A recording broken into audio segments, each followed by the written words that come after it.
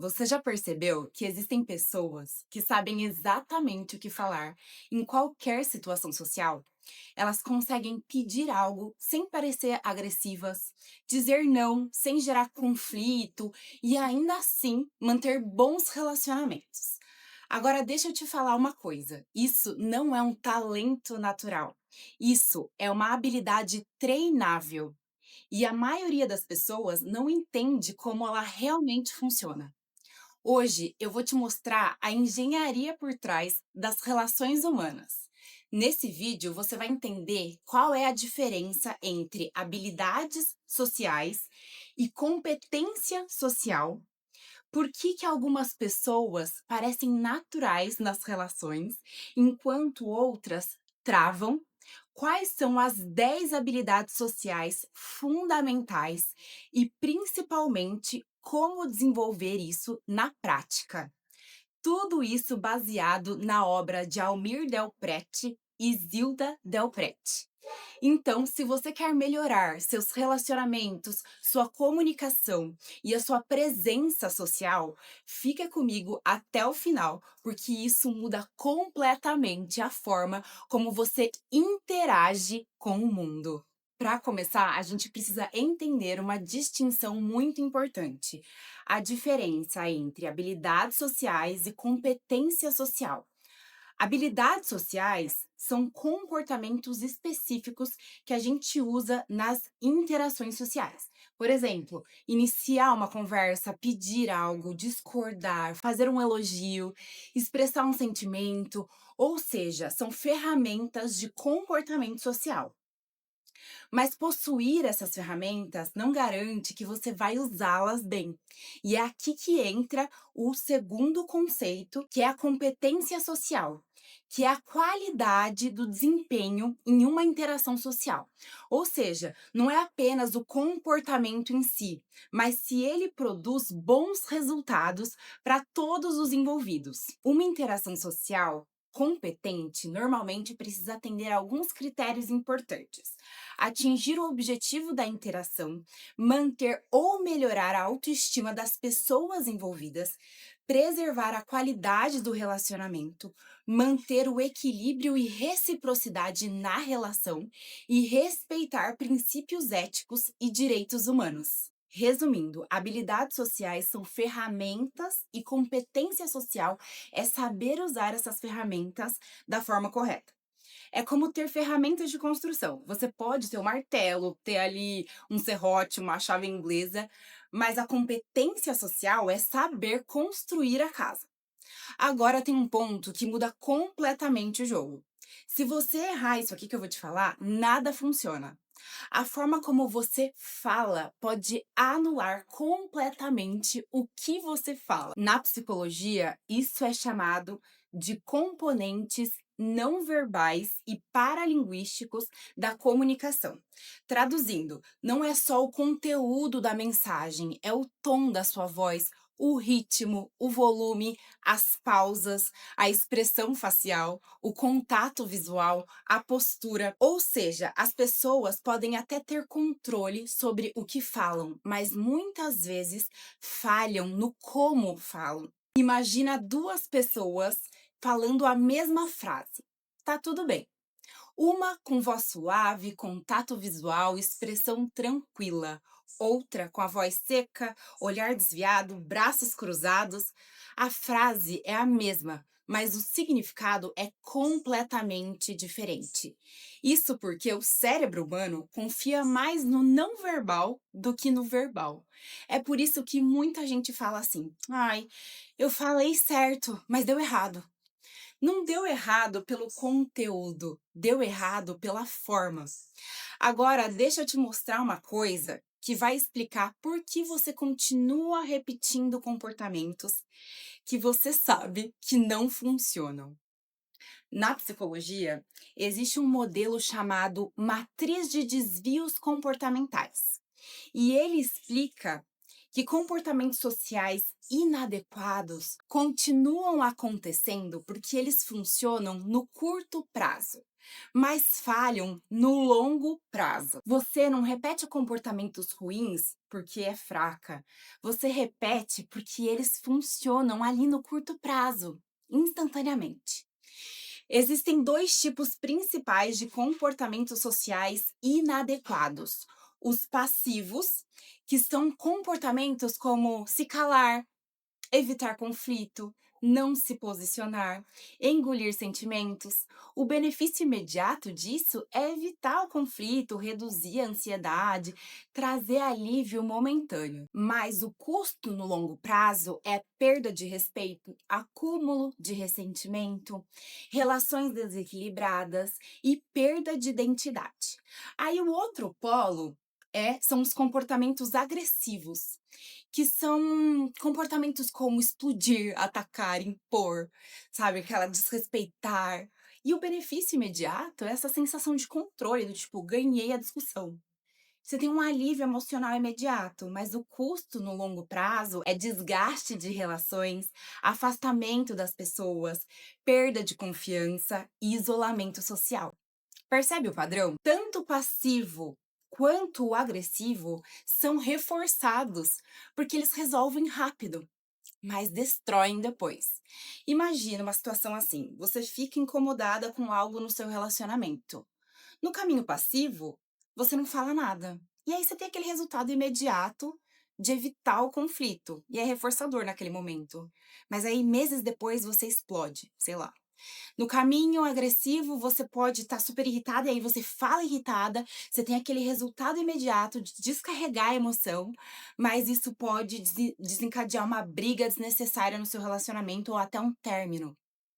O problema não é você, é o padrão comportamental. Agora que você entendeu por que a gente oscila entre passividade e agressividade, existe um conceito que organiza isso de uma forma muito clara. Imagina um botão tipo de controle, sabe, de volume, assim, de controle remoto. De um lado tem a passividade, do outro a agressividade e no meio a assertividade. A assertividade não é um traço de personalidade, é um ajuste fino de comportamento. O passivo não se posiciona, evita conflito, se anula e o problema é que viola seus próprios direitos. O agressivo impõe, ataca, desrespeita e o problema é que viola o direito do outro. Já o assertivo se posiciona com clareza, respeita o outro e mantém equilíbrio. O objetivo é proteger a relação e a si mesmo ao mesmo tempo. A maioria das pessoas acha que precisa virar assertiva, mas não, precisa aprender a regular o seu nível de assertividade dependendo da situação. Mas agora, vamos para a parte mais importante. Como que isso funciona na prática? Os estudos mostram que existe um portfólio de habilidades sociais que servem como base para as boas relações. Por exemplo, comunicação, que envolve iniciar e manter conversação, fazer e responder perguntas, pedir e dar feedback, elogiar, dar opinião, tanto na comunicação direta quanto indireta. A outra habilidade é a civilidade, que envolve cumprimentar, agradecer, pedir por favor, se desculpar. São pequenos comportamentos que sustentam o convívio. Aí a outra habilidade é fazer e manter amizade. Envolve iniciar conversa, demonstrar interesse, ouvir, manter contato, expressar sentimentos, convidar, responder mensagens, demonstrar solidariedade. Empatia, que é outra habilidade social, envolve escutar de verdade, se colocar no lugar do outro, demonstrar compreensão, compartilhar emoções. Outra habilidade importantíssima é a assertividade, que envolve defender os direitos, discordar, fazer e recusar pedidos, lidar com críticas, se posicionar com respeito. Outra habilidade é expressar solidariedade, que envolve ajudar, apoiar, cooperar. Outra habilidade é manejar conflitos, que envolve reconhecer o problema, pensar em soluções e agir. Também tem Outra habilidade que é expressar afeto, que envolve demonstrar carinho, proximidade, intimidade. Outra habilidade é coordenar grupos, que envolve organizar, liderar, dar feedback. E tem a outra habilidade que é falar em público, né, que envolve comunicar ideias com clareza. Agora eu quero te levar a um nível muito mais profundo, porque até aqui eu te citei aqui as habilidades, as 10 principais. Mas o que realmente define se alguém é socialmente competente é a capacidade de integrar várias camadas ao mesmo tempo. Na psicologia, existe um conjunto de 5 critérios que funcionam como um verdadeiro motor de avaliação dessa competência social. O primeiro critério é a consecução do objetivo, né? Se é assim, você conseguiu atingir o que você buscava naquela interação? Esse é o aspecto mais imediato, mas sozinho ele não define a competência. O segundo é a manutenção da autoestima. Então, assim, você saiu se sentindo bem consigo mesma, respeitada e íntegra, ou com desconforto, né? Uma sensação de ter se desrespeitado. Então, é se questionar isso. O terceiro critério é a qualidade da relação, né? Então, se questionar assim: essa interação aproximou vocês ou gerou afastamento? Relações saudáveis são construídas no médio e longo prazo. O quarto critério é o equilíbrio de poder. Houve reciprocidade na troca ou alguém saiu prejudicado? Relações competentes não são baseadas em dominação e submissão. E o quinto critério é o respeito dos direitos humanos. Houve respeito à dignidade, à liberdade de expressão e aos limites do outro, então sempre se questionar isso. Uma interação só pode ser considerada socialmente competente quando há um equilíbrio entre todos esses critérios. Ou seja, não adianta atingir o objetivo lá o primeiro, se isso compromete a relação, se isso fere, né, o outro ou gera prejuízo no longo prazo.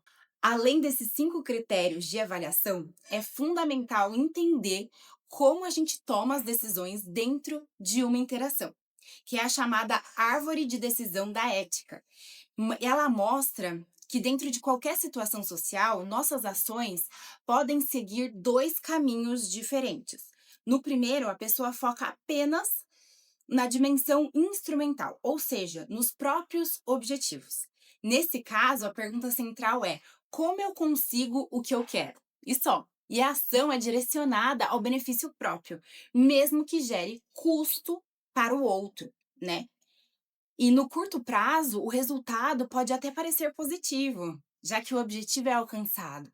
Porém, no longo prazo, surgem consequências negativas, como a perda de confiança, desgaste das relações e até o rompimento de vínculos. No segundo caminho, a pessoa integra a dimensão instrumental com a dimensão ética.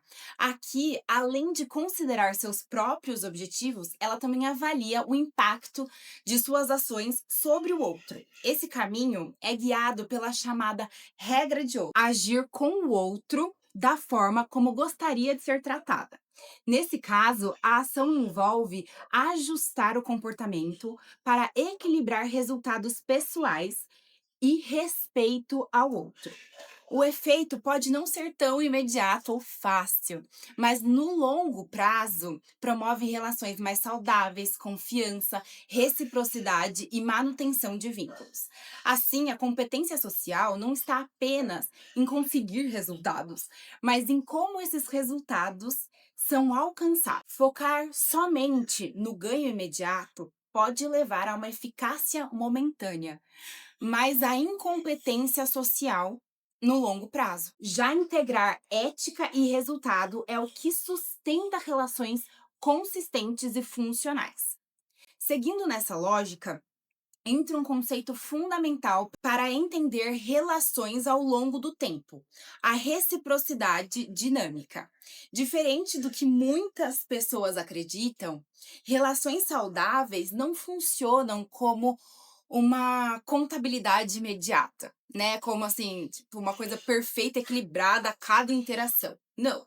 No curto prazo, é natural que existam momentos de desequilíbrio, né, em determinadas situações, uma pessoa pode precisar ceder mais, investir mais ou adaptar mais do que a outra. Isso não significa por si só que a relação está prejudicada. Pelo contrário, em muitos casos, essa flexibilidade é necessária para lidar com demandas específicas do momento. O equilíbrio real acontece no longo prazo. Relações sociais competentes são aquelas que há uma alternância de custos e benefícios ao longo do tempo, permitindo que ambos os envolvidos, de forma geral, sejam contemplados. Ou seja, não se trata de igualdade imediata, mas de reciprocidade construída. O problema surge quando há uma leitura rígida e imediata das interações, como se cada troca precisasse ser compensada na mesma medida e no mesmo momento. Esse tipo de funcionamento tende a gerar cobranças, ressentimentos e conflitos desnecessários. Assim, a competência social envolve a capacidade de tolerar desequilíbrios momentâneos sem comprometer a relação, compreendendo que o vínculo se sustenta na continuidade das trocas. Mais do que buscar justiça instantânea, trata-se de confiar no processo de equilíbrio ao longo do tempo. Dando continuidade, é importante entender por que apenas ter habilidades sociais não garante competência social. Existe um sistema operacional interno que precisa estar funcionando para que essas habilidades sejam aplicadas de forma adequada. Esse sistema é composto por alguns requisitos fundamentais. O primeiro é valores e autoconhecimento. Então, esse primeiro requisito. Trata-se de ter clareza sobre o que é importante para você, seus limites e compromisso ético nas suas ações. Sem isso, a pessoa pode até agir, mas sem direção, oscilando, né, entre se anular ou reagir de forma desproporcional. O segundo elemento é a automonitoria, que é a capacidade de ler a si mesma, o outro e o contexto em tempo real. É essa habilidade que permite perceber mudanças no ambiente, ajustar o comportamento e evitar respostas impulsivas. O terceiro é a variabilidade comportamental, ou seja, essa flexibilidade para adaptar a forma de agir conforme a situação. Pessoas com baixa variabilidade tendem a repetir os mesmos padrões, mesmo quando eles deixam de funcionar. Já pessoas com maior repertório conseguem ajustar sua estratégia e responder de forma mais eficaz. Assim, a competência social surge da interação entre o repertório de habilidades e esse sistema interno. Não basta saber o que fazer, é preciso saber quando, como e com quem fazer. Em outras palavras, o comportamento é apenas a parte variável. O que realmente determina a qualidade das interações é esse conjunto de processos internos que orienta, ajusta e sustenta a ação ao longo do tempo. Aprofundando esse sistema interno, é importante entender o papel da automonitoria a partir da metáfora do iceberg. Em uma interação, o que é visível, como fala, gestos, expressões e comportamento, representa apenas essa parte superficial. A maior parte do processo acontece internamente, muitas vezes de forma automática. Esse processamento encoberto envolve algumas etapas.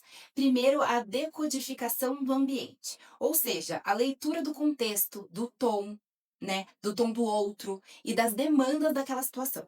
Em seguida, o reconhecimento interno, que inclui pensamentos, crenças, emoções e percepção sobre o que está acontecendo. Depois ocorre a antecipação, quando a pessoa prevê possíveis consequências das suas respostas. Por fim, vem a tomada de decisão, em que escolhe como agir. Quando a automonitoria está presente, esse processo permite inibir respostas impulsivas e ajustar o comportamento de forma mais estratégica. Sem ela, a tendência é reagir automaticamente, sem considerar o contexto ou os efeitos da própria ação. Dando continuidade, entra o papel da variabilidade comportamental. Enquanto a automonitoria permite perceber o que está acontecendo, a variabilidade permite adaptar a resposta. Pessoas com baixa variabilidade tendem a repetir padrões fixos de comportamento independente da situação. Isso pode funcionar em contextos estáveis, mas se torna um problema quando as condições mudam. A competência social exige justamente o oposto, né? A flexibilidade. Isso significa ter diferentes formas de agir para uma mesma situação e conseguir escolher a mais adequada de acordo com o contexto, né? O interlocutor e o momento. Assim, a variabilidade comportamental não é apenas agir diferente, mas ajustar a forma da ação mantendo sua função. Ou seja, o objetivo pode ser o mesmo, mas a maneira de alcançá-lo muda conforme a situação. Resumindo, enquanto a automonitoria permite perceber e avaliar, a variabilidade comportamental permite adaptar. E a integração dessas duas habilidades é o que sustenta uma resposta mais eficaz. Reduz conflitos desnecessários e aumenta a capacidade de lidar com diferentes demandas sociais. Agora, sendo muito direta com você, tudo isso não muda só entendendo. Mudança comportamental acontece na prática. Os próprios autores desse livro aqui que eu usei para fazer esse trabalho, eles falam do treinamento, né? Tem um treinamento de habilidades sociais, que pode ser individual ou em grupo. Uma forma simples de começar é escolher uma habilidade por vez. Não tente mudar tudo ao mesmo tempo. Por exemplo, hoje você foca apenas em não interromper as pessoas. Amanhã, em ajustar o tom de voz. No outro dia, em manter contato visual. Pequenos ajustes repetidos constroem um novo padrão. Outra estratégia prática é definir situações-alvo. Você pode escolher contextos específicos onde você vai aplicar intencionalmente essas habilidades. Uma conversa no trabalho, um pedido, um momento de conflito ali que é recorrente na sua vida. Antes da situação, você pode pensar assim, qual que é meu objetivo com essa interação? Como que eu quero sair dessa interação? Durante a interação, use a automonitoria de forma simples. Observe dois pontos, você e o outro, né? Então assim, você tá acelerada, tensa, a outra pessoa tá confortável, ela tá retraída.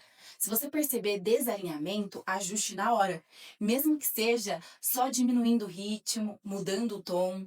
Depois dessa interação, faça uma revisão rápida. Não precisa ser nada muito complexo, mas se pergunta assim: será que o que que funcionou?